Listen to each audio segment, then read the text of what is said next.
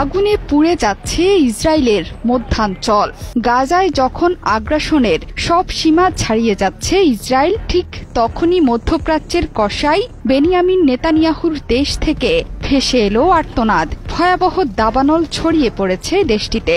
আগুনে পুড়ে খাক হয়ে যাচ্ছে প্রান্তরের পর প্রান্তর। আগুনের তীব্রতা আর বাতাস এতটাই ভয়ঙ্কর হয়ে উঠেছে যে নিমিষেই বেশ কয়েকটি শহরে ছড়িয়ে পড়েছে দাবানল। এরই মধ্যে শহরের বাসিন্দাদের নিরাপদ দূরত্বে সরিয়ে নেওয়া হয়েছে। আগুনের তীব্রতায় সড়কে বন্ধ আছে যান চলাচল। রেল লাইনের কাছে আগুন ছড়িয়ে পড়ায় বন্ধ আছে ট্রেন চলাচলও। এমন পরিস্থিতিতে অ্যাডহক কমান্ড সেন্টারের জরুরি বৈঠকে অংশ নিয়েছেন ইসরায়েলের প্রধানমন্ত্রী বেনিয়ামিন নেতানিয়াহু। গণমাধ্যমগুলোতে বলা হয়েছে, মধ্য ইসরায়েলের মোসাব তারুমের কাছেই প্রথম আগুনের সূত্রপাত। এখন যে কোনো ব্র্যান্ডের পুরাতন এসি বদলে নতুন ওয়ালটন এসিতে উপভোগ করুন 25% ছাড়।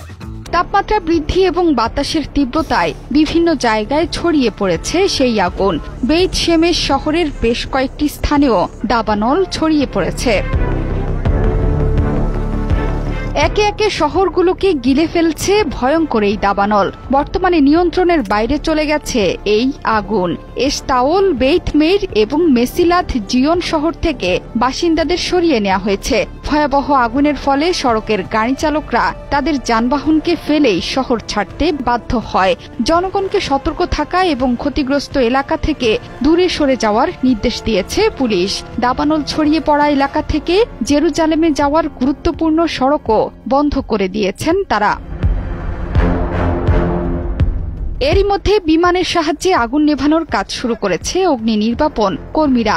আগুন নেভাতে গিয়ে 7 জন দমকল কর্মী সহ কমপক্ষে 9 জন আহত হয়েছেন। ফায়ার অ্যান্ড রেস্কিউ অথরিটির মুখপাত্র জানান, আগুন নেভাতে গিয়ে 9 জন আহত হয়েছেন। তাদের মধ্যে 7 জন দমকল কর্মী এবং 2 জন বেসামরিক নাগরিক। দাবানলের স্থান থেকে জেরুজালেম প্রায় 25 কিলোমিটার দূরে। এরপরও জেরুজালেমের আকাশ ধোঁয়ায় আচ্ছন্ন। বাতাসের মানের স্তর হ্রাস পেয়েছে। 6টি জেলা থেকে ফায়ার সার্ভিসের কর্মীর তালিকাভুক্ত করে আগুন নেভানোর চেষ্টা চলছে। তাদের সঙ্গে আইডিএফ সদস্যরাও যোগ দিয়েছেন। বেইত শেমেশের উত্তরে দাবানল নেভাতে প্রায় 110টি অগ্নি নির্বাপন দল, 11টি অগ্নি নির্বাপক বিমান এবং 1টি হেলিকপ্টার কাজ করছে। এছাড়াও ইসরায়েলি বিমান বাহিনী, উদ্ধার পরিষেবা এবং পুলিশ কাজ করেছে। দাবানলের ঝুঁকিপূর্ণ এলাকাগুলোতে পর্বতারোহীদের খোঁজে তল্লাশি চালাচ্ছেন কর্মকর্তারা।